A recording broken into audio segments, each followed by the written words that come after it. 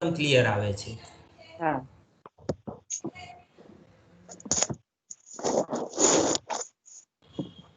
તો સતીશ સર શરૂ કરીએ ને? હા, શરૂ કરો સુધીરભાઈ. શાળાના આચાર્ય શ્રી ડૉક્ટર નિલેશભાઈ જોશી સાહેબ, જે અત્યારે તો હાજર નથી, ઉચ્ચતર માધ્યમિક વિભાગના સુપરવાઇઝર શ્રી સતીશભાઈ, માધ્યમિક વિભાગના સુપરવાઇઝર શ્રી હરેન્દ્રભાઈ, સારસ્વત મિત્રો અને વાલા વિદ્યાર્થી મિત્રો, આજે ભગવદ્ ગીતા જ્ઞાન સપ્તાહ એનો ચોથો દિવસ, જેનો સરસ મજાનો વિષય છે પસંદગીના શ્લોકોની સમજ, જે વિદ્યાર્થી જીવનમાં અને આગળ જતા બાળકો તમને ખૂબ જ ઉપયોગી થશે. તો સૌ પ્રથમ કાર્યક્રમની શરૂઆતમાં ઉચ્ચતર માધ્યમિક વિભાગના શિક્ષિકાબેન શ્રીમતી ગીતાબેન સરસ મજાના શ્લોકોનું પઠન કરશે. તો બધા ધ્યાનથી સાંભળો. સૌ પ્રથમ દરેક વિદ્યાર્થી, શિક્ષક, વાલીશ્રી જે હોય તે દરેકને સૂચના કે મહેરબાની કરીને તમારા માઇક બંધ કરી દેજો, મ્યુટ થઈ જજો, તો જ કાર્યક્રમની મજા આવશે. ચાલો ગીતાબેન શરૂ કરીએ. ગીતાબેન શરૂ કરો. હા. માનનીય આચાર્ય શ્રી જોશી સાહેબ, ઉમા વિભાગના સુપરવાઇઝર શ્રી સતીશભાઈ, માધ્યમિક વિભાગના સુપરવાઇઝર શ્રી હરેન્દ્રભાઈ, શિક્ષક મિત્રો તથા વાલા વિદ્યાર્થી મિત્રો, આજના ચોથા દિવસે શ્લોકોની સમજ અંતર્ગત અધ્યાય બીજો સાંખ્ય યોગ, જેમાં હું યુદ્ધ નહીં કરું એમ કહી અર્જુનની કાયરતાના વિષયમાં શ્રી કૃષ્ણ ભગવાન અને અર્જુનનો સંવાદ થાય છે.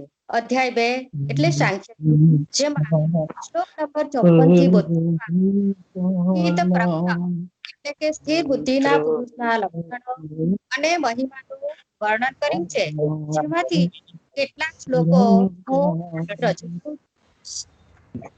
શ્રી અર્જુન વાચ, ગીતા ટીચર અવાજ કપાતો છે. ના બેટા આવે છે. Welcome sir. અરે થેન્ક યુ.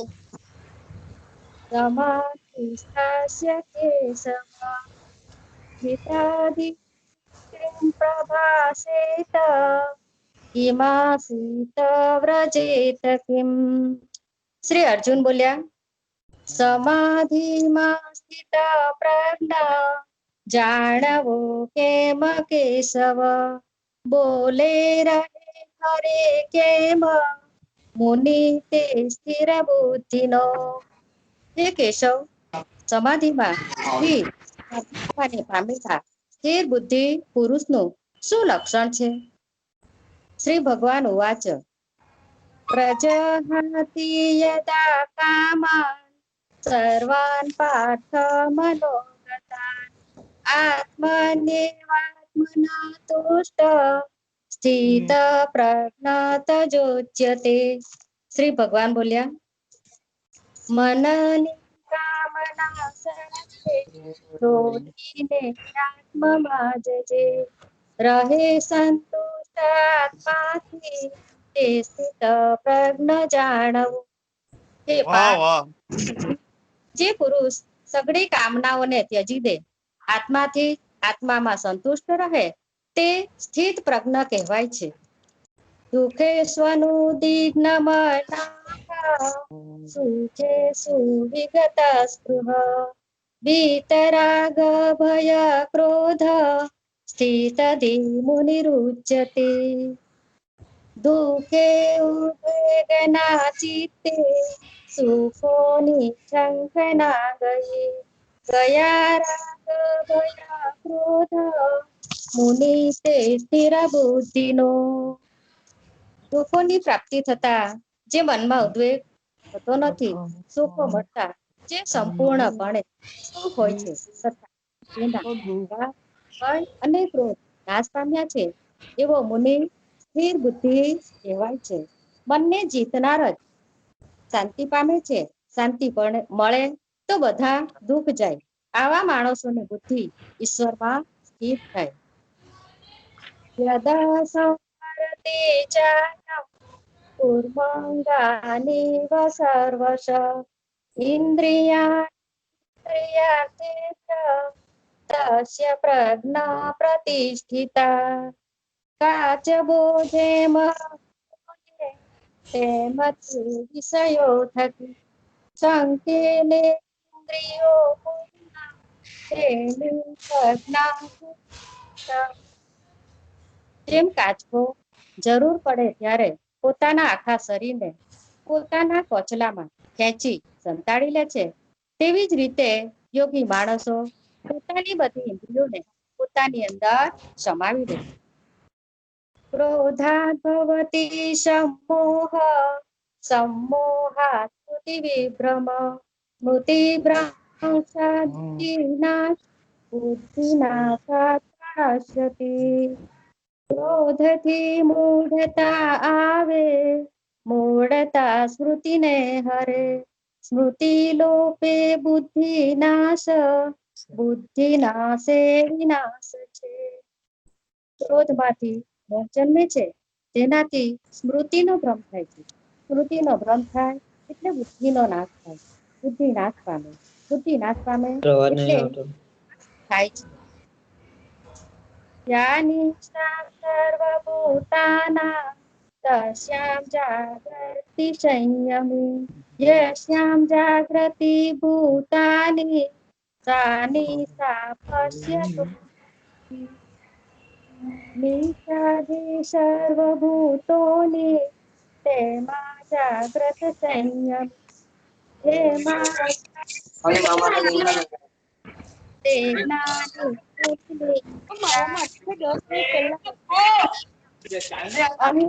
અર્થાત પ્રાણી માત્ર. હે અર્જુન, જગતની જ્યારે રાત હોય છે ત્યારે સંયમી માણસો જાગે છે, અને જ્યારે જગત આખું જાગે છે ત્યારે યોગી તત્વજ્ઞાન જાણનાર રાત હોય તે અર્થાત પરમાત્માના જ્ઞાન બાબતે સંસારી લોકો ઊંઘે છે અને યોગી જાગતો રહે છે. આ સુંદર ભવ્ય કાર્યક્રમના આયોજન બદલ અને એમાં ભાગ લેવાનો મને લાભ મળ્યો છે તે બદલ આચાર્ય શ્રી જોશી સાહેબનો ખૂબ ખૂબ ખૂબ આભાર માનું છું. અસ્તુ. જય શ્રી કૃષ્ણ મેડમ, જય Shri Krishna. Very good, very nice. સરસ ગીતાબેન, સરસ સરસ બેટા, સરસ Gitaben. Sir, Joshi sir, well done Gitaben, સરસ. આપનું હાર્દિક સ્વાગત છે. સર, તમે હવે આજના કાર્યક્રમ વિશે કંઈક બે શબ્દો જણાવો. અમારા હરેન્દ્રભાઈ, સતીશભાઈ અને મારા કર્મયોગી શિક્ષક મિત્રો અને અમારા ગીતાના જ્ઞાન પીપાસુઓ મિત્રો, જે ઘરમાં ગીતાનો એક શ્લોકનું પઠન થાય ત્યાં 120 ડેસિબલ બીટ્સ એને એક ઉર્જા ઉત્પન્ન થાય અને આ ઉર્જાથી તમારા ઘરમાં પોઝિટિવિટી આવે. આ સાયન્ટિફિકલી પ્રૂવ થયેલું છે. આજે મિત્રો તમે આંખ બંધ કરીને સાંભળો, ખાલી સાંભળો મિત્રો. ગીતાબેને કેટલા સરસ શ્લોક કહ્યા, સિદ્ધપ્રજ્ઞાના રાગમાં ગયા, ગીતાબેનનો સ્પષ્ટ એમનો ઉચ્ચાર, અને મિત્રો આપણને આનંદ થઈ ગયો. આ ગીતાનું પોતાનું એક આગવું અનુષ્ટપ છંદનું મહત્વ છે. મિત્રો એક બે શ્લોક હું જરા કહું છું, તમે જરા સાંભળો ને ફરીથી કહું. ચેન્ટિંગ કહેવાય. ચેન્ટિંગ એટલે કેવું મિત્રો, એનું વાતાવરણ બદલી કાઢે. એક પણ નેગેટિવિટી ના આવવા નહીં દે. આ ભગવાનની વાણી છે અને આ ભગવાનની વાણીની અસર એ તમે જરા લાઉડલી ગાઓ ત્યારે તમને મજા આવે કે આ કેવું છે. મિત્રો એક બે શ્લોકનો પ્રયત્ન કરીશ, તમે જરા સાંભળવા વિનંતી. અને બીજું આજે આપણે છોકરાને જ સાંભળીએ. ગીતાબેને ખૂબ સારી શરૂઆત કરી છે. એક બે શ્લોકનું ગાનું કરીશ.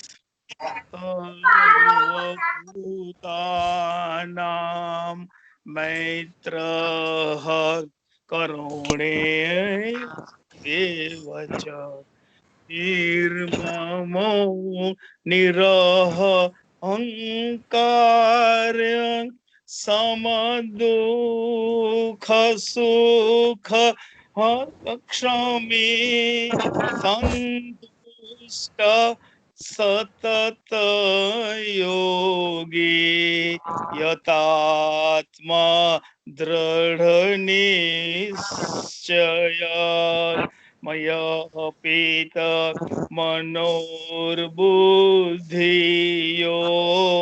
મદક सम में प्रिय अस्मातो द्विजते लोको लोको द्वे विजते चया हर्षा हर्षमयो युक्तो यः स च मे प्रिय अनपेक्षः शुचिदक्ष उदासीनो गतव्यथ सर्वप्रारम्भ परित्यागे यो ममक्तसममे प्रिय यो नः स्नेह न देष्टि न शोचति न कांक्षति शुभ परित्यागी भक्तिमान्य सममे प्रिय समः शत्रु च मित्रे च तथा मान अपमानयो शीतोष्ण सुख दुखेषु समः समवैव वर्जिते तुल्य निन्दा स्तुतिर्मौनि संतुष्टो येन केनचित् अनिकेतः स्थिरमते भक्तिमानेन प्रियो न ये तु धर्म्यामृतमिदम् अथोक्तं पर्युपासते श्रद्धदाना मत्परमा भक्तसे सीतमे। સાહેબ આ 12મા અધ્યાયના બહુ અદ્ભુત શ્લોક હતા.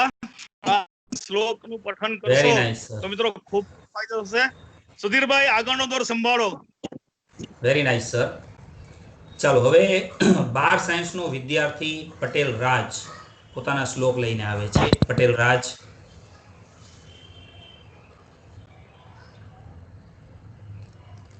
સર અવાજ આવે છે? હા આવે છે. ગુડ ઇવનિંગ માનનીય આચાર્ય શ્રી, ગુરુજનો તથા વિદ્યાર્થી મિત્રો.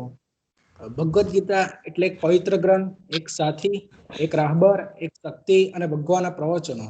આ બધી જ ગરજ સારે છે આ એક પવિત્ર ગ્રંથ. 5100 વર્ષ પહેલા કહેવાયેલા ભગવદ્ ગીતાના શ્લોકમાં આજે પણ એટલી સચ્ચાઈ છે. જીવનમાં દરેક મનુષ્ય આ ગ્રંથ એક વાર તો વાંચવો જ જોઈએ. આ ગ્રંથ તમારો સાથી બનીને તમને એક નવી ઉર્જા અને શક્તિ પ્રદાન કરશે. ભગવદ્ ગીતા પરમપિતા પરમેશ્વરની ગાઈડલાઈન છે. જીવન શું છે, તેને કઈ રીતે જીવવું જોઈએ, તકલીફો, દુઃખો, મોત, આવા જીવનના દરેક તબક્કામાં કઈ રીતે વર્તવું, તે દરેકની સમજણ સાક્ષાત ભગવાન પોતે આપે છે. આજે એવા મહાન પવિત્ર ગ્રંથમાંથી હું તમને મારી પસંદગીના તેમજ પ્રચલિત કેટલાક શ્લોકની સમજૂતી આપીશ. હવે હું શ્રીમદ ભગવદ્ ગીતાનો અધ્યાય 2 સાંખ્ય યોગનો 47મા શ્લોકની સમજૂતી આપીશ.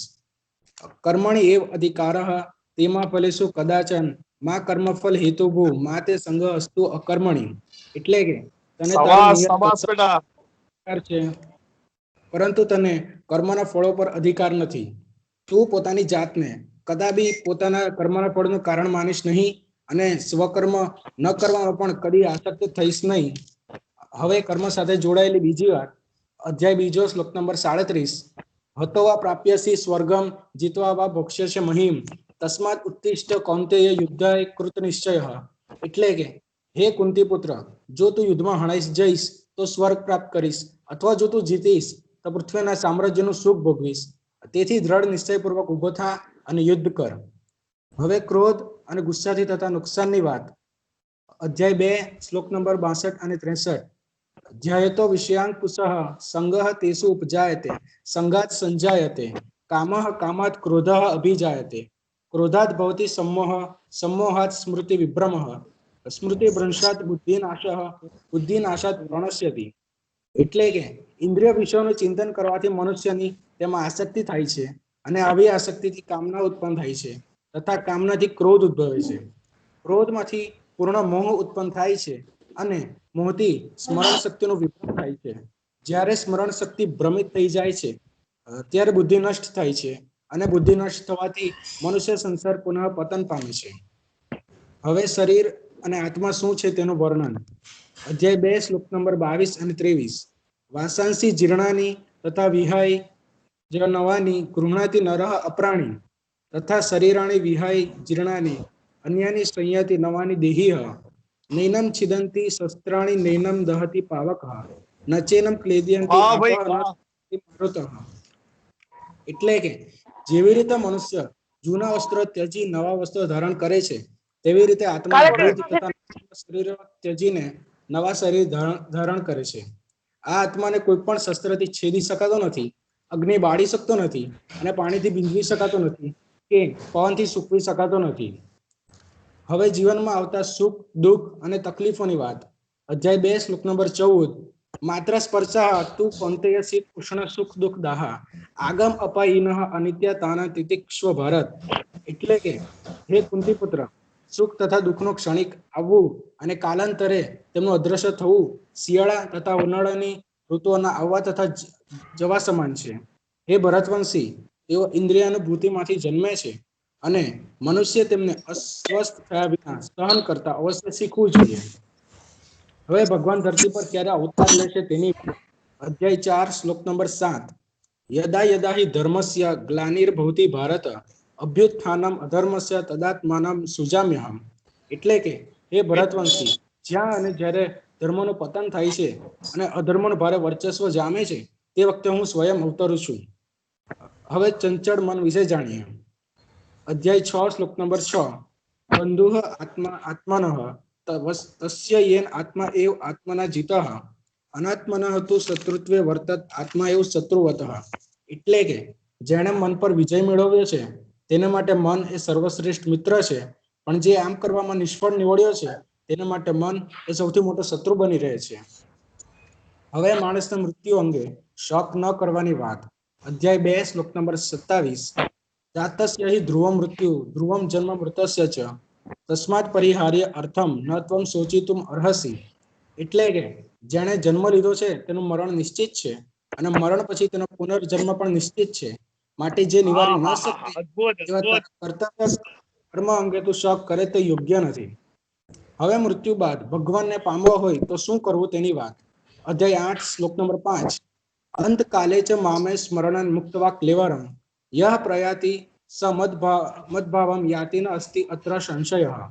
એટલે કે જે મનુષ્ય મૃત્યુ સમયે કેવળ મારું સ્મરણ કરે છે, સ્મરણ કરતો શરીર તજે છે, તે તરત જ મારી પ્રકૃતિને પામે છે. આમાં લેશ માત્ર સંદેહ નથી. Thank you.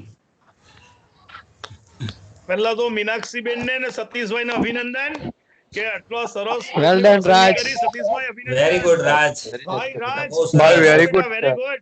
Very nice. આટલો બધો કોન્ફિડન્સ ભાઈ જબરજસ્ત હા, જબરજસ્ત જોરદાર. પૂર્વ તૈયારી જોરદાર. Well, મીનાક્ષીબેન અને સતીશભાઈ ને અભિનંદન રાજ, અભિનંદન. અભિનંદન. અભિનંદન ભાઈ, પેરેન્ટ્સ ને ખૂબ અભિનંદન ખૂબ ભાઈ. અભિનંદન અને રાજને પણ. ટીમ તરફથી અભિનંદન ભાઈ. હેલ્ધી પરિવાર. હવે થેન્ક યુ ભાઈ. વિદ્યાર્થી મિત્રો, ભગવદ્ ગીતા માત્ર ભારતમાં નહીં સમગ્ર વિશ્વમાં સમજાવવામાં અને અભ્યાસ કરાવવામાં આવે છે. એ વાત આપણે એક વિડીયો દ્વારા જોઈશું.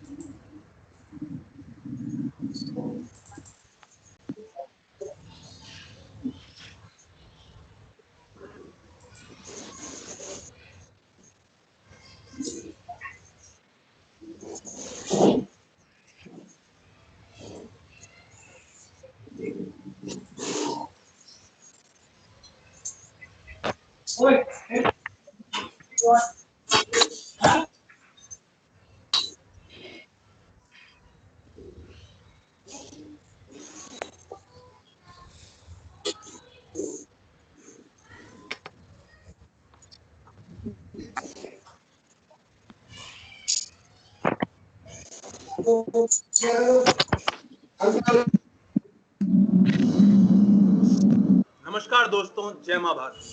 दोस्तों, आज से लगभग 10 साल पहले अमेरिका के न्यू जर्सी में एक बहुत बड़ी मैंशन के बाहर एक से एक कीमती और महंगी गाड़ी जैसे कि लेक्सस, BMW और मर्सिडीज आकर रुक रही थी।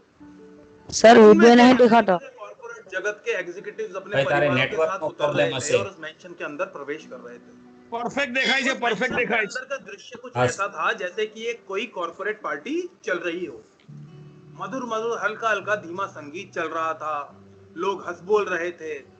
कड़क सफेद शर्ट पहने और बो टाई लगाए वेटर्स लोगों को वाइन और स्नैक्स सर्व कर रहे थे। ये सब थोड़ी देर चलता रहा। उसके बाद सारे लोग मेंशन में ही बने एक हॉल के अंदर प्रवेश कर गए और वहां बिछी कुर्सियों पर एक एक कर बैठ गए। चंद ही सेकंड बाद 80 साल का एक दुबला पतला सा आदमी सफेद कुर्ता और धोती पहने उन लोगों के सामने आया और उसने बोर्ड के ऊपर अंग्रेजी के 3 शब्द लिखे, कंसंट्रेशन, कॉपरेशन एंड कंसिस्टेंसी। ये शब्द लिखने के बाद उसने अपनी सॉफ्ट लेकिन कॉन्फिडेंट आवाज में कहा कि तुम बिजनेस वर्ल्ड में जब तक तरक्की नहीं कर सकते, तुम्हारा बिजनेस तब तक आगे नहीं बढ़ सकता, तब तक मजबूत नहीं हो सकता, जब तक कि तुम अपने दिमाग और शरीर के बीच में एक सामंजस्य ना बिठा लो। तुम जब तक तरक्की नहीं कर सकते, जब तक कि तुम उस चेतना को डेवलप ना कर लो जो कि शरीर और दिमाग दोनों को कनेक्ट करती है, दोनों को कंट्रोल करती है। दोस्तों, इस 80 साल के दुबले पतले व्यक्ति का नाम है स्वामी पार्थसारथी। ये हिंदुस्तान के जाने माने लेखक हैं और ये स्पेशलाइज करते हैं वेदांता और भगवत गीता में। असल में स्वामी पार्थसारथी अमेरिका के एक टूर पे थे, जिस टूर में वो अमेरिका की बड़ी बड़ी universities, business schools, investment banks और कंपनियों में जा रहे थे और वहां के लोगों को भगवत गीता का महत्व समझा रहे थे। और जहां भी वो जाते थे वहां पे लोगों की भीड़ उमड़ पड़ती थी उनको सुनने के लिए और भगवत गीता को समझने के लिए। दोस्तों, आज से 20 साल पहले तक अमेरिका का कॉर्पोरेट जिस किताब को फॉलो करता था, जिसको अपनी बाइबल मानता था, वो किताब लिखी गई थी 6वीं सदी में एक चाइनीज फिलोसोफर द्वारा। उस चाइनीज फिलोसोफर का नाम था सुन त्जू और किताब का नाम था द आर्ट ऑफ वॉर। लेकिन पिछले 20 साल में अमेरिकन कॉर्पोरेट की धारणा बदल गई है और वो भगवत गीता की तरफ अपना रुख कर रहे हैं। वो भगवत गीता को ज्यादा महत्व दे रहे हैं द आर्ट ऑफ वॉर के ऊपर। ऐसा क्यों है दोस्तों? ऐसा इसलिए है क्योंकि दोनों किताबों के सेंट्रल मैसेज में एक कोर डिफरेंस है।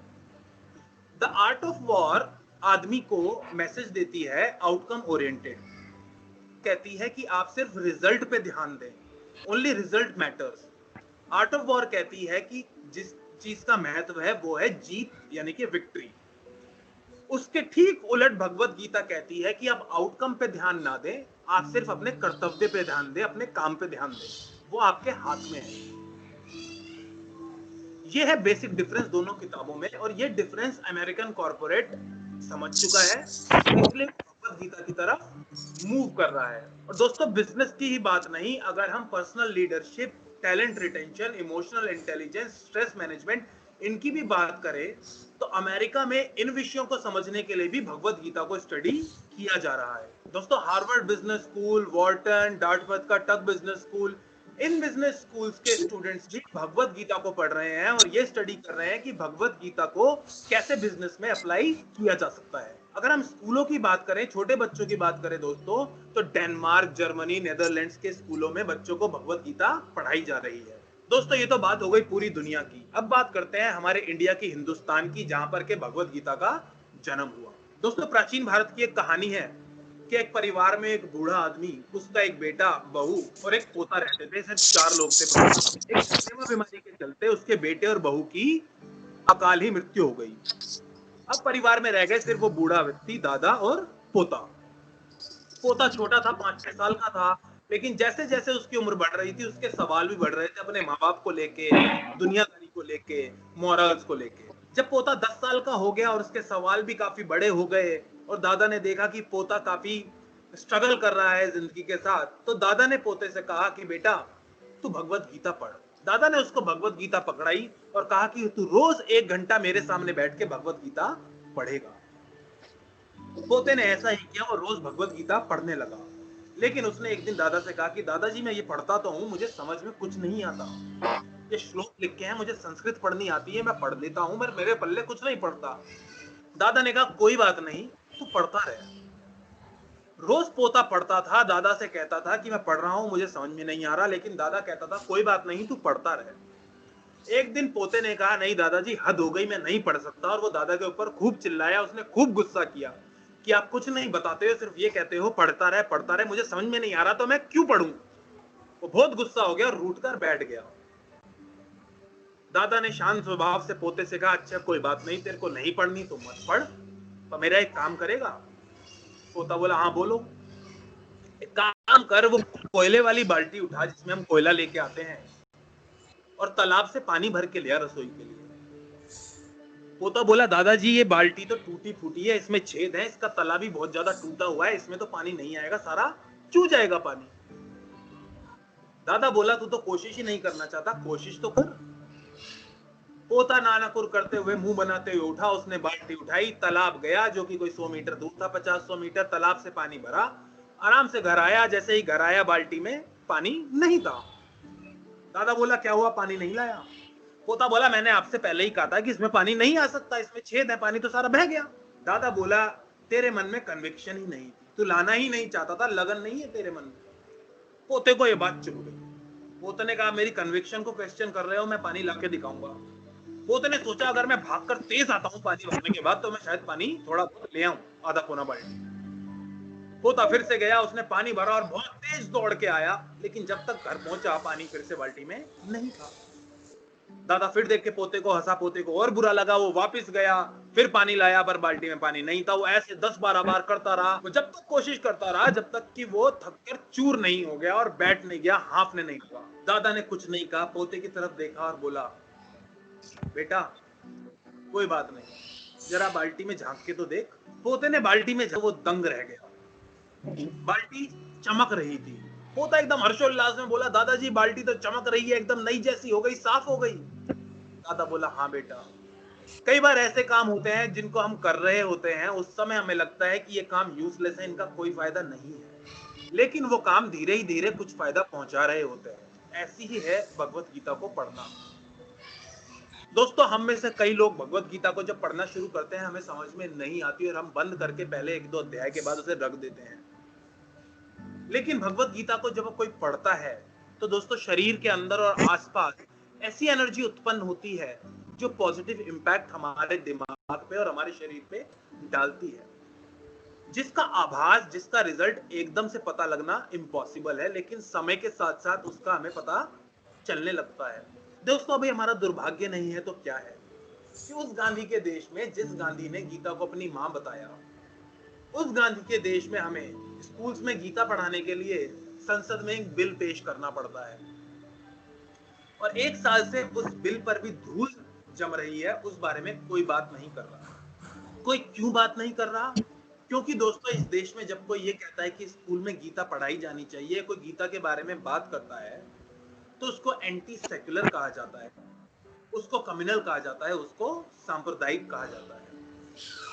हमारे देश के बहुत बड़े वर्ग जो अपने आप को इंटेलेक्चुअल बोलते हैं, लिबरल बोलते हैं, उनके अनुसार स्कूलों में गीता पढ़ाना संविधान के खिलाफ है। वो बात अलग है कि जिन लोगों ने संविधान बनाया उनमें से ज्यादातर खुद गीता को फॉलो करते थे, उनका गीता में अटूट विश्वास था। फिर यही लोग दोस्तों इस बात की कंप्लेंट करते हैं कि सोसाइटी का मॉरल फैब्रिक, देश का मॉरल फैब्रिक बहुत कमजोर हो गया है। यही लोग दोस्तों करप्शन की और बढ़ते क्राइम की शिकायत करते हैं। दोस्तों, आज की डेट में जब बच्चे के ऊपर पैदा होने से पहले अच्छे नंबर और अच्छा करियर बनाने का प्रेशर आ जाता है, आज की डेट में जब एजुकेशन का मतलब सिर्फ एक अच्छा करियर और नंबर लाना रह गया है, जबकि एजुकेशन का ऑब्जेक्टिव सिर्फ ये नहीं है। एजुकेशन का ऑब्जेक्टिव है एक अच्छा इंसान बनाना, एक अच्छा नागरिक बनाना, और ये दोनों ही कैसे बनते हैं ये गीता से अच्छा किसी किताब में नहीं समझाया गया। ये लोग कंप्लेंट करते हैं कि अब गांधी, बाल गंगाधर तिलक, लाल बहादुर शास्त्री जैसे लीडर पैदा नहीं होते। वो इसलिए पैदा नहीं होते क्योंकि आजकल के बच्चे और इससे पहले के भी बच्चों को भगवत गीता नहीं पढ़ाई गई। आजकल के बच्चे वंचित हैं भगवत गीता के ज्ञान से। दोस्तों, मेरे को याद है जब मैं स्कूल में पढ़ता था, 7वीं 8वीं क्लास में महाभारत और रामायण जैसी किताबें पढ़ाई जाती थी, जो बाद में हटा दी गई ये बोल के कि ये रिलीजियस टेक्स्ट हैं, धार्मिक पुस्तकें हैं। दोस्तों, जब मैं क्लास में पढ़ाया जा रहा होता था कि द्रोणाचार्य अर्जुन से पूछ रहे हैं, बालक अर्जुन से पूछ रहे हैं कि अर्जुन क्या तुम्हें मछली दिखाई दे रही है? तो बालक अर्जुन कहता है, गुरुजी नहीं, मुझे तो कोई मछली वछली नहीं, सिर्फ एक आंख दिखाई दे रही है। और फिर हमें टीचर उसका सार समझाता था, मतलब कि बच्चों इसका मतलब है कि फोकस फोकस फोकस, जिंदगी में फोकस ही सब कुछ है। तो दोस्तों इस सीख में क्या धार्मिक है? हिंदू के लिए भी बात एक ही सीख देती है, मुसलमान के लिए भी, ईसाई के लिए भी और सिख के लिए भी। दोस्तों क्या ये लोग एपीजे अब्दुल कलाम से भी ज्यादा सेक्युलर हैं? एपीजे अब्दुल कलाम जिसने गीता पढ़ी और अपनी जिंदगी गीता के अनुसार ही जी। दोस्तों इससे ज्यादा सेक्युलर क्या होगा कि अलग अलग धर्मों के बच्चे एक छत के नीचे बैठ के एक किताब से सीख लें, उस किताब से सीखी गई बातों को अपने धर्मानुसार उसका अनुसरण करें। इससे ज्यादा सेक्युलर क्या होगा? दोस्तों आज से 20 साल पहले जब बच्चों के मन में कोई व्याकुलता होती थी, जब उनके हार्मोन्स किक मार रहे होते थे, तो उनको गलत चीजों को देखने के लिए घर से बाहर निकलना पड़ता था, घर से बाहर जाना पड़ता था। लेकिन आज की डेट में ऐसा नहीं है, thanks to technology, internet and what not. आज की डेट में ये चीजें घर के अंदर आ गई हैं और एक क्लिक की दूरी पर है। आज की डेट में बच्चों को यह सिखाना बहुत जरूरी है कि किस चीज का चुनाव करना है, किस चीज का बहिष्कार करना है, और यही है भगवत गीता। भगवत गीता का तो धर्म से कुछ लेना देना ही नहीं है, भगवत गीता तो वे ऑफ लाइफ है। भगवत गीता संवाद है भगवान कृष्ण और अर्जुन के बीच में। भगवत गीता में तो कृष्ण अर्जुन से कहते ही नहीं कि तुम पूजा करो, ये मंत्र पढ़ो, वो करो। वो तो जो अर्जुन के मन में सवाल है उनके जवाब दे रहे हैं, और वो सवाल वो ही है जो हर आदमी के सामने कभी ना कभी जिंदगी में आते हैं। कुछ बचपन में आते हैं, कुछ जवानी में आते हैं, कुछ बुढ़ापे में आते हैं वो सवाल। अब इन लोगों का ये भी कहना है कि भाई भगवत गीता में वायलेंस है, क्योंकि भगवत गीता बैटल फील्ड पे बताई जा रही है, युद्ध भूमि में सुनाई जा रही है, इसमें उसमें वायलेंस इनहेरिटेड है। तो ये लोग इतने बेवकूफ हैं कि इनको ये भी नहीं पता कि बैटल फील्ड, युद्ध भूमि यहाँ पे सिंबोलिज्म है, उसकी सिर्फ प्रतीकात्मक वैल्यू है, और वो प्रतीक है जिंदगी का। जिंदगी जैसी बैटल फील्ड है, वैसी ही बैटल फील्ड वो है। जो अर्जुन के सामने प्रश्न है वही हमारे सामने होते हैं। क्या सही है, क्या गलत है, क्या ड्यूटी ऊपर है, या जिनसे मैं प्यार करता हूं वो ऊपर है? इन सवालों के जवाब भगवान कृष्ण दे रहे हैं। दोस्तों आपको क्या लगता है कि स्कूलों में बच्चों को भगवत गीता क्या पढ़ाई जानी चाहिए? प्लीज कमेंट्स में मुझे बताएं। अगर आपको ये वीडियो पसंद आया है तो लाइक कीजिए, शेयर कीजिए और चैनल। સુધીર ભાઈ મારી બધી વાત આ ભાઈએ કરી દીધી એક. હા બહુ સરસ વાત કરી. ચાલો હવે બાળકો આગળ વધીએ.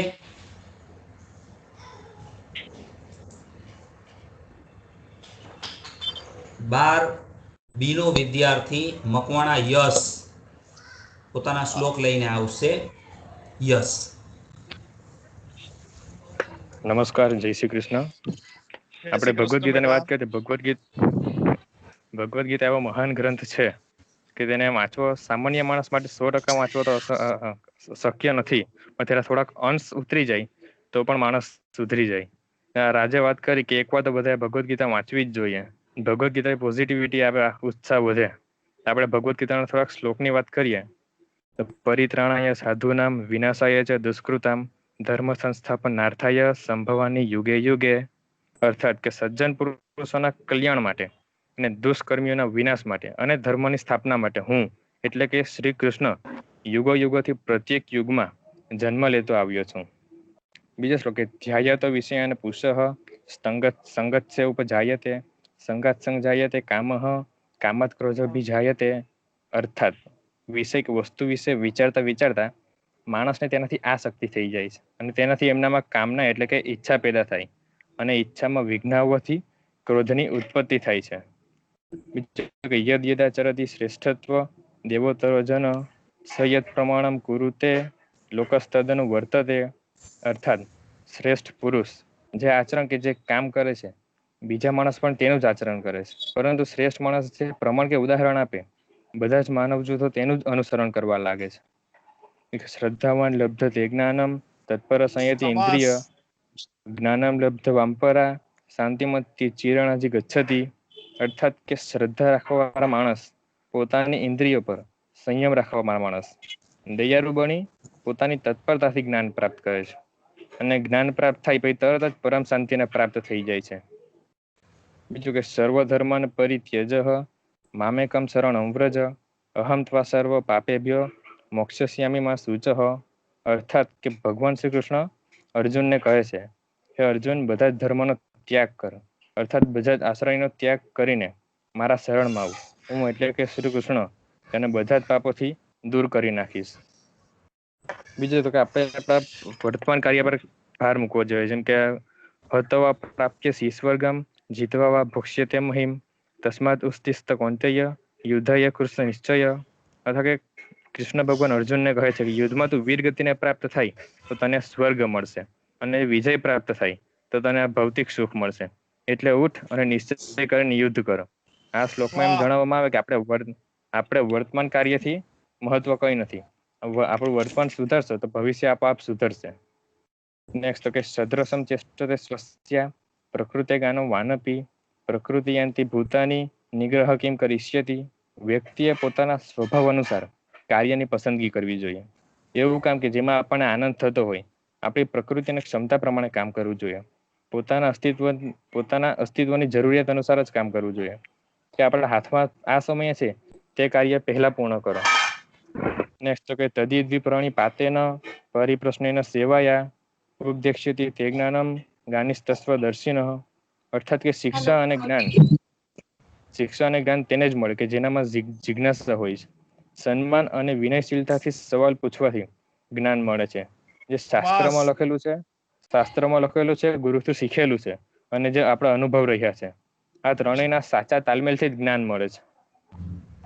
નેક્સ્ટ આપણા ભોજનમાં કેવી રીતે કંટ્રોલ કરવો. યુક્તાહાર વિહારસ્ય યુક્ત ચેષ્ટસ્ય કર્મસુ યુક્ત સ્વપ્રાવ બોધસ્ય યોગો ભવતી દુઃખઃ. અર્થાત કે જે સાચી માત્રામાં ભોજન કરવા વાળો છે, સાચા સમયે સુવા વાળો, કે જેની દિનચર્યા રોજનું કામ જે રેગ્યુલર નિયમિત છે, તે વ્યક્તિમાં યોગ એટલે કે અનુશાસન આવી જાય છે, અને એવો વ્યક્તિ દુઃખો અને રોગોથી દૂર રહે છે. સાત્વિક ભોજન સ્વાસ્થ્ય માટે સર્વોત્તમ છે. આ જીવન, પ્રાણશક્તિ, બળ, આનંદ, ઉલ્લાસ વગેરે વધારે છે. નેક્સ્ટ કે ત્રિવિધમ નરક્ષેદ્યમ દ્વારમ નાશનમ આત્મનઃ કામઃ ક્રોધસ્થા લોભસ્ત માં દેતરસ્યજેત. કામ, ક્રોધ અને લોભ એટલે કે લાલચ, આ 3 પ્રકારના નરકના દ્વાર આત્માનો નાશ કરવા વાળા છે. તેથી ત્રણેયનો આપણે ત્યાગ કરી નાખવો જોઈએ. ન તો કે દુઃખેસ્તુ વિઘ્નમના સુખેસ્તુ વિગત સ્પૃહ વિતરાગ ભય ક્રોધ સ્થિતિ ધીર્મુનિ દુષ્યતે.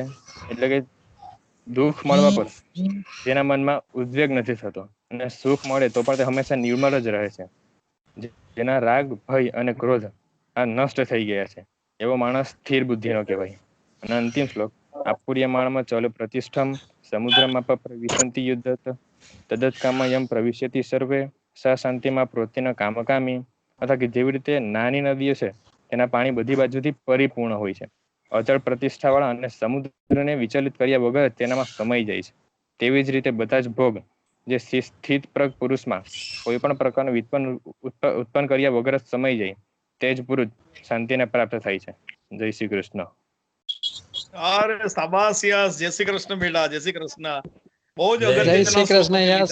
એક્સેલન્ટ બેટા, વેરી એક્સેલન્ટ. નાઇસ. ધન્યવાદ સરસ ધન્યવાદ તૈયારી છે બેટા, સરસ તૈયારી છે. વેલ ડન યસ, ધન્યવાદ. Well done.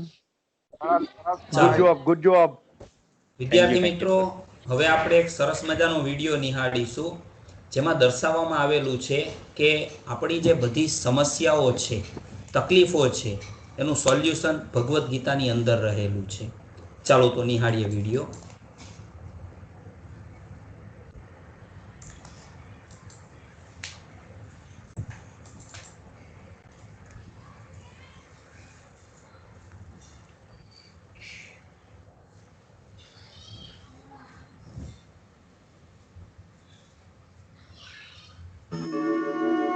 यदा यदा हि धर्मस्य ग्लानिर्भवति भारत अभ्युत्थानम् अधर्मस्य तदात्मानं सृजाम्यहम्. कई बार जीवन में ऐसा होता है कि हमें अपनी समस्याओं का समाधान नहीं मिलता, या फिर विपत्ति के समय हम बहुत ज्यादा परेशान हो जाते हैं. कई लोग तो गुस्से में अपना आपा खो बैठते हैं, या फिर अपनी समस्याओं से विचलित होकर भाग खड़े होते हैं. ऐसे में गीता में लिखे गए ये उपदेश हमारी सारी समस्याओं का चुटकियों में हल कर देते हैं और हमें जीवन जीने की कला सिखाते हैं। हिंदू धर्म के इस महान ग्रंथ गीता के उपदेश इंसान अपने जीवन में सम्मिलित कर ले तो मूर्ख व्यक्ति के जीवन का भी बेड़ा पार हो सकता है। तो आइए जानते हैं भागवत गीता सार का अनमोल ज्ञान, जो इंसान के मन को शांत कर उसे एक खुशनुमा जीवन व्यतीत करने में मदद करता है।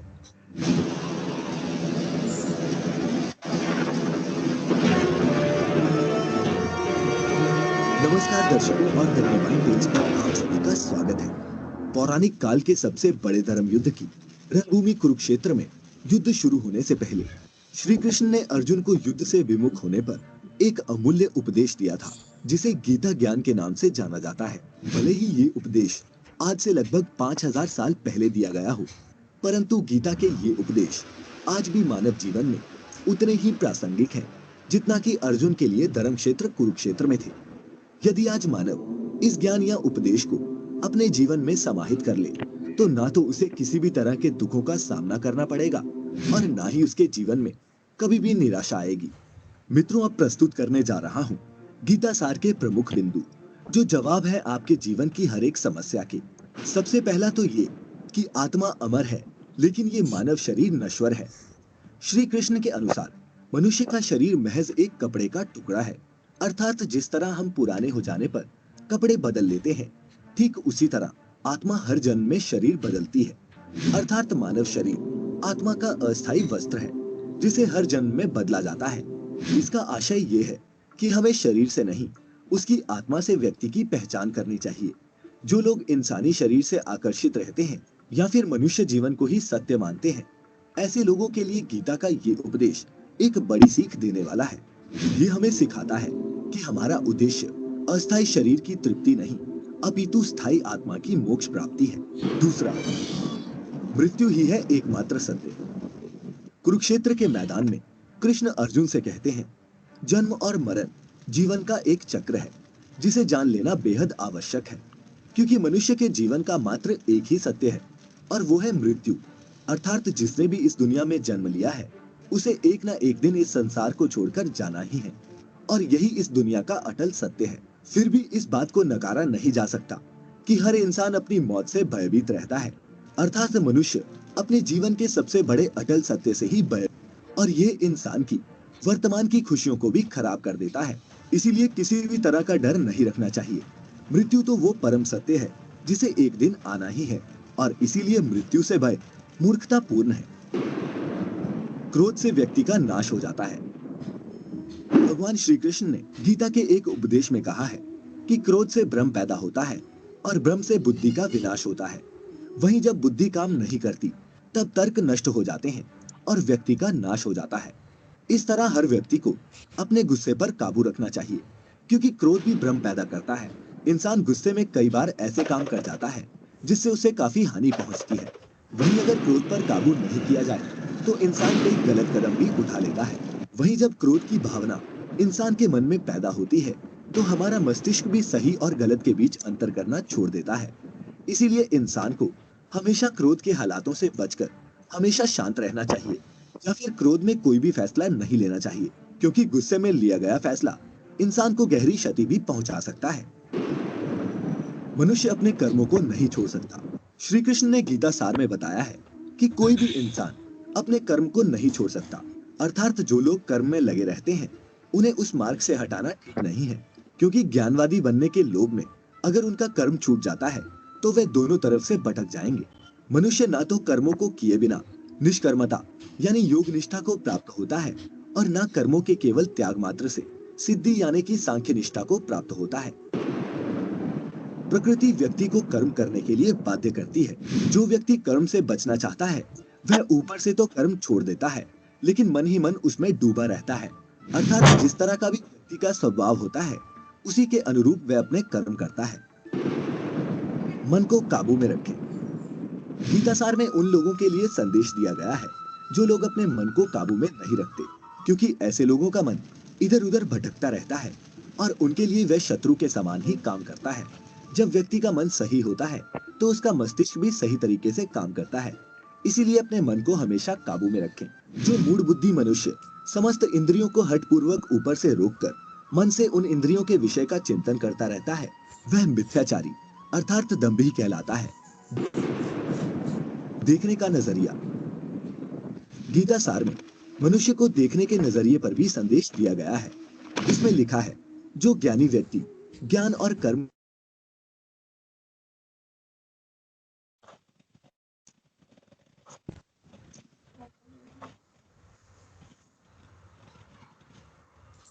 उसे ज्ञान नहीं होने की वजह से वह हर किसी चीज को गलत नजरिए से देखता है। खुद की पहचान करें। गीता सार में यह भी उपदेश दिया गया है कि मनुष्य को पहले खुद का आकलन करना चाहिए और खुद की क्षमता को जानना चाहिए, क्योंकि मनुष्य को अपने आत्मज्ञान की तलवार से काटकर अपने हृदय से अज्ञान के संदेह को अलग कर देना चाहिए।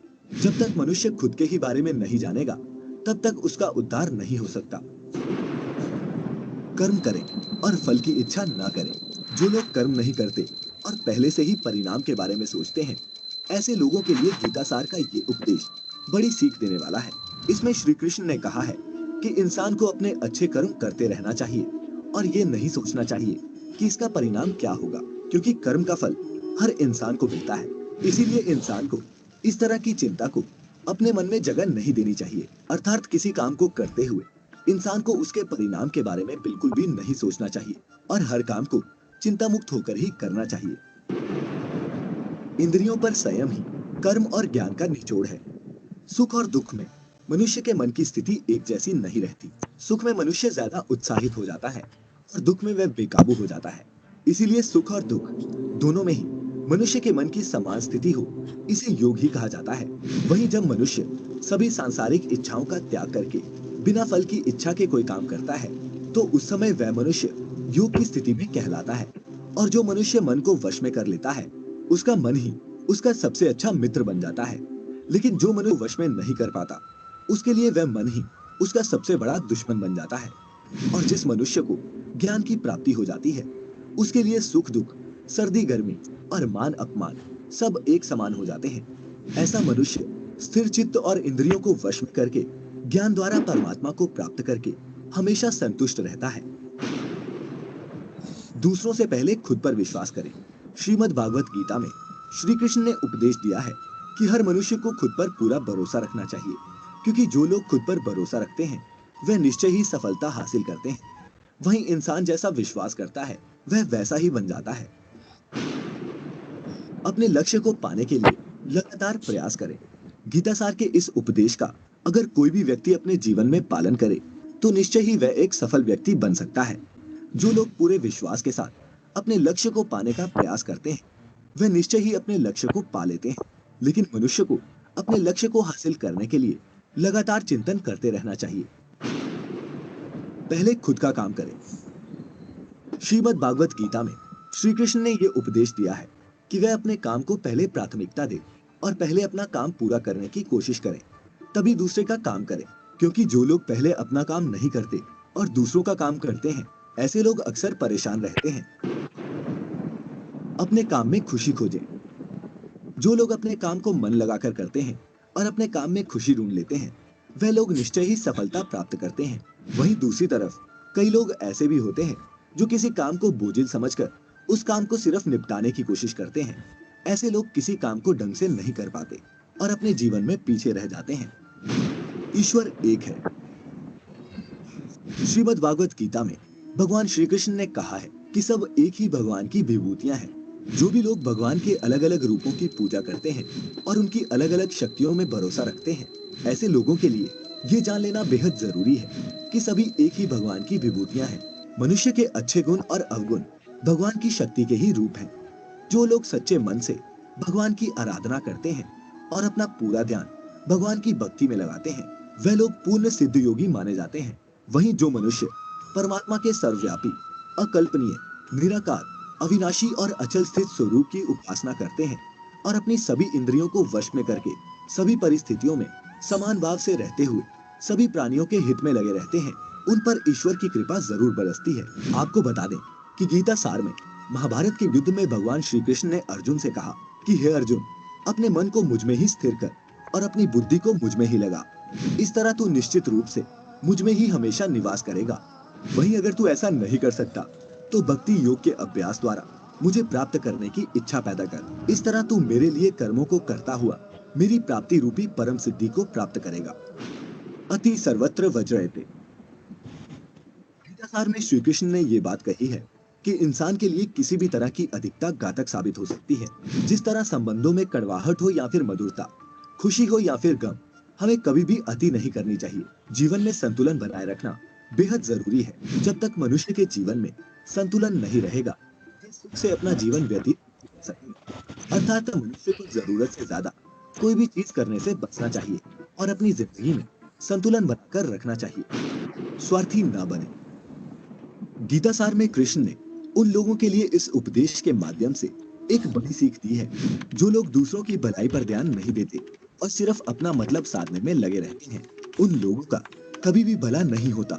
आपको बता दें कि इंसान का स्वार्थ उसे अन्य लोगों से दूर ले जाकर नकारात्मक हालातों की तरफ धकेलता है, जिसके चलते व्यक्ति अकेला रह जाता है। वहीं अगर आप चाहते हैं कि आप भी अपना जीवन खुशी पूर्वक व्यतीत करें, तो इसके लिए जरूरी है कि आप किसी स्वार्थी को अपने पास ना आने दें, क्योंकि स्वार्थी मनुष्य दोस्ती भी सिर्फ अपना स्वार्थ निकालने के लिए करते हैं। ईश्वर हमेशा मनुष्य का, आपने अक्सर ये सुना होगा, जिसका कोई नहीं होता उसका भगवान होता है। गीतासार में भी ये कहा गया है कि ईश्वर हमेशा मनुष्यों का साथ देता है। वहीं जब व्यक्ति इस प्रभावशाली सत्य को मान लेता है तो उसका जीवन पूरी तरह से बदल जाता है। सृष्टि निर्माता ईश्वर ही है जो संपूर्ण जगत को चला रहे हैं। वहीं इंसान तो बस ईश्वर की हाथ की एक कठपुतली है। इसीलिए इंसान को कभी भी अपने भविष्य या फिर अतीत की चिंता नहीं करनी चाहिए, क्योंकि हर विकट परिस्थिति में ईश्वर इंसान का साथ देता है और उसे मुश्किलों से बाहर निकालता है। इसीलिए हम सभी को ईश्वर पर भरोसा रखना चाहिए। संदेह की आदत इंसान के दुख का कारण बनती है। जिन लोगों में शक या संदेह की आदत होती है, या फिर जो लोग जरूरत से ज्यादा शक करते हैं, ऐसे लोगों के लिए श्री कृष्ण ने गीता में कहा है कि पूर्ण सत्य की खोज या फिर संदेह की आदत इंसान के दुख का कारण बनती है। भगवान श्री कृष्ण के द्वारा श्रीमद् भागवत गीता में जो भी उपदेश दिए गए हैं, अगर इन उपदेशों को लोग अपने जीवन में उतार लें तो वे निश्चित ही अपने जीवन में सफल होंगे। गीतासार के ये उपदेश वाकई एक सफल जीवन का निर्माण करने में एक अहम भूमिका निभा सकते हैं। तो प्रिय दर्शकों, अगर आपको गीता के इस ज्ञान से अगर कुछ भी नया सीखने को मिला हो तो इस वीडियो को ज्यादा से ज्यादा दोस्तों के साथ शेयर करें, ताकि उन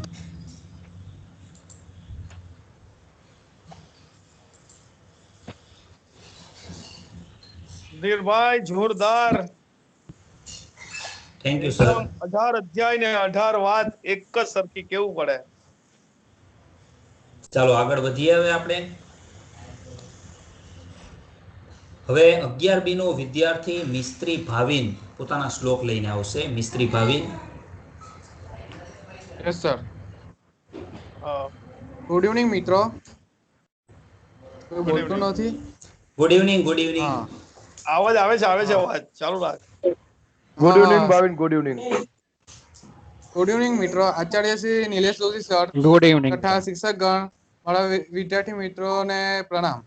આજે હું જે શ્લોકની વાત કરું છું તે શ્લોક દરેક વિદ્યાર્થી મિત્રો શાંતિપૂર્વક સાંભળે મારી આશા છે. અધ્યાય નંબર 4 શ્લોક નંબર 7 8 સાથે જ છે. યદા યદા હિ ધર્મસ્ય નાનિર્ભવતિ ભારત અભ્યુત્થાનમ ધર્મસ્ય તદાત્માનમ સૃજામ્યહમ પરિત્રાણાય સાધૂનાં વિનાશાય ચ દુષ્કૃતામ ધર્મ સંસ્થાપનાર્થાય સંભવામિ યુગે યુગે. આનો ભાષાંતર છે. ભગવાન શ્રી કૃષ્ણ કહે છે, જ્યારે જ્યારે ધર્મની હાનિ અને ધર્મની વૃદ્ધિ થાય છે ત્યારે ત્યારે હું શરીર ધારણ કરું છું. સાધુ પુરુષોના રક્ષણ માટે, દુષ્ટોના નાશ માટે ને ધર્મની સ્થાપના માટે હું યોગ્ય યોગ્ય પ્રગટ થાઉં છું. બીજું અધ્યાય નંબર 4 શ્લોક નંબર 20. સ્વકર્ત્વા કર્મફલાસંડમ નિત્યમ તૃપ્તો નિરાશ્રયઃ કર્મણ્ય પ્રવૃત્તોપી નૈવ કિંચિત કરોતિ સઃ. આનું ભાષાંતર છે, જે કર્મને કર્મફળમાં ઈચ્છા નથી કરતો, નીચા નંદનમાં તૃપ્ત રહે છે, કોઈ પણ આશ્રય લેતો નથી, જે બધી આશાઓને ત્યાગી અંતઃકરણને શરીરને વશમાં રાખી બધું છોડી શરીરના નિર્વાહ માટે કર્મ કરે છે, તેને પાપ સ્પર્શી શકતું નથી. એટલે કે મિત્રો, આપણે કર્મ કરીએ તેમાં કોઈ પણ જાતની લાલચ રાખવી જોઈએ નહીં. અધ્યાય નંબર 6 શ્લોક નંબર પણ 6. બંધુરાત્માત્મના અસ્તસ્ય યેનાત્મેવાત્મના ચિત્તઃ અનાત્મના શત્રુત્વે વર્તેતાત્મેવ શત્રુત્વ. આનો ભાષાંતર છે તેના આત્માને જીતેન્દ્ર બનાવે છે, એટલે કે જીત્યો છે, તેના આત્મા જ તેનો મિત્ર છે. પરંતુ જેના આત્મા પર ઇન્દ્ર પર વિજય મેળવ્યો નથી તેનો આત્મા તેનો શત્રુ છે. એટલે કે આપણે હંમેશા આપણા મનને નિયંત્રણમાં રાખવું જોઈએ. અધ્યાય નંબર 13 શ્લોક નંબર 33. યથા પ્રકાશે તે કૃષ્ણમ લોકમ મિમિમ રવિ ક્ષેત્રમ ક્ષેત્રી તથા કૃષ્ણમ પ્રકાશયતિ ભારત.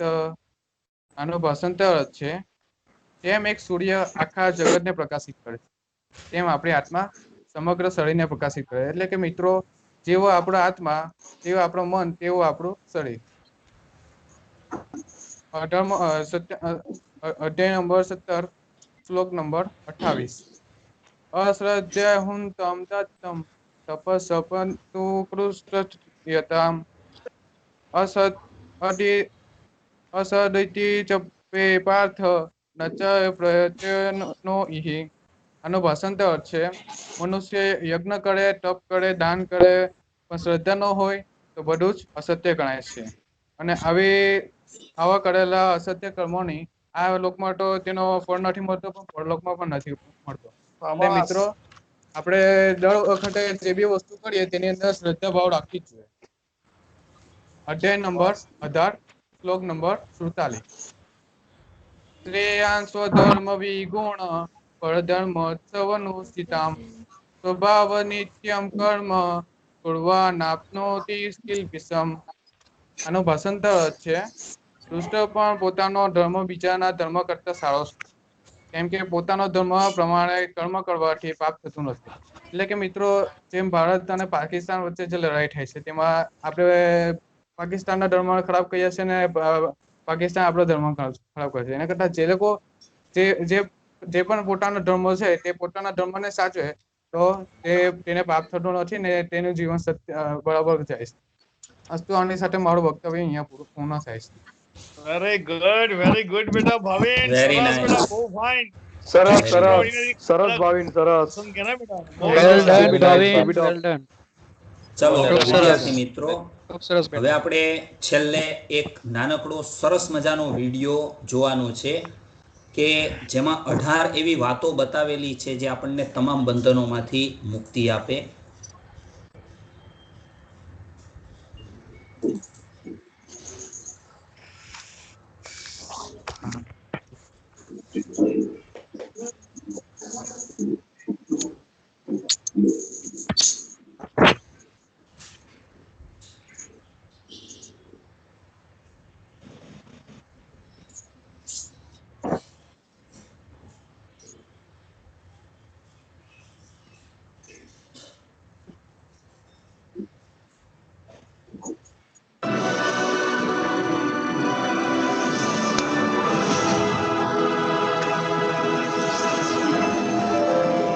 श्रीमद् भागवत गीता सार।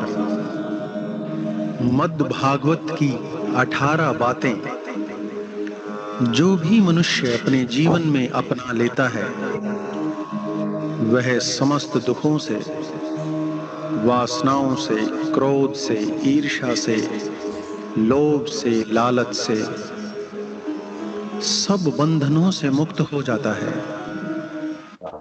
तो आइए जानते हैं वो कौन सी 18 बातें हैं जो श्री कृष्ण ने पूरी मनुष्य जाति के लिए अपने मुखारविंद से कही है। पहली बात, आनंद अपने भीतर ही निवास करता है, किंतु मनुष्य उसे स्त्री में, घर में तथा बाह्य सुखों में खोज रहा है। दूसरी बात,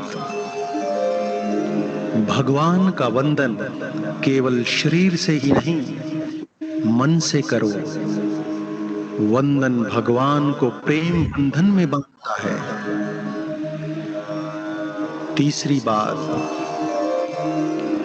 वासना ही पुनर्जन्म का कारण होती है। चौथी बात, इंद्रियों के अधीन होने से मनुष्य के जीवन में विकार आता है। पांचवी बात, संयम, सदाचार, स्नेह एवं सेवा, यह गुण सत्संग के बिना नहीं आते। छठी बात, वस्त्र बदलने की आवश्यकता नहीं है, आवश्यकता है हृदय परिवर्तन की। सातवीं बात, जवानी में जिसने ज्यादा पाप किए हैं उसे बुढ़ापे में नींद नहीं आती। आठवीं बात, भगवान ने जिसे संपत्ति दी है उसे गाय अवश्य रखनी चाहिए। नौवीं बात, जुआ, मदिरा, पर स्त्री संग, हिंसा, असत्य, मद, आसक्ति और निर्दयता, इन सब में कलयुग का वास है। 10वीं बात, अधिकारी शिष्य को अवश्य सद्गुरु मिलता है। 11वीं बात, मन को बार बार समझाओ कि ईश्वर के सिवाय मेरा कोई नहीं है। विचार करो कि मेरा कोई नहीं है और मैं किसी का नहीं हूं। 12वीं बात, भोग में अक्षणिक सुख है और त्याग में स्थायी आनंद है। 13वीं बात, सत्संग ईश्वर कृपा से मिलता है, परंतु कुसंग में पड़ना तुम्हारे हाथ में है। 14वीं बात, लोभ और ममता पाप के माता पिता हैं और लोभ पाप का बाप है। 15वीं बात, स्त्री का धर्म है रोज तुलसी एवं पार्वती का पूजन करे। 16वीं बात, मन एवं बुद्धि पर विश्वास मत करो, ये बार बार दगा देते हैं। अपने को निर्दोष मानना बड़ा दोष है।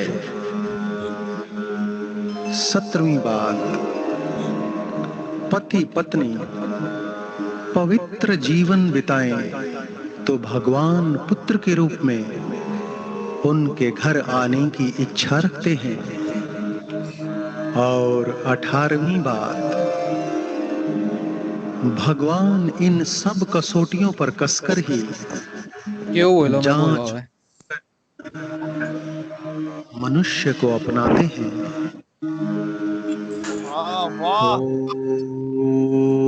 ओम नमः भगवते वासुदेवाय। સુધીરભાઈ આ ભગવાનની કૃપાથી સત્સંગ મળેલો છે આ. હા ખરેખર સાહેબ 100% ને કે સત્સંગ ભગવાનની કૃપાથી મળે. આપણે બધા ભેગા થયા આજે 4 દિવસથી. આજે 4 દિવસ એટલા સરસ થયા. આ કોરોનામાં એમ પણ સમય પસાર થતો ને એમ પણ થતે. આપણે તો એનો યુટિલાઇઝ કરી લીધો. બાળકો આજે કેટલા આપણાથી રોમાંચિત થઈ ગયા. આજનું સેશન પણ ખૂબ અદ્ભુત રહ્યું. ખૂબ મજા આવી. હા હા બેટા. સર મેં કાલે કહેવા માંગુ છું ભગવદ ગીતા. મોસ્ટ વેલકમ બેટા, મોસ્ટ વેલકમ.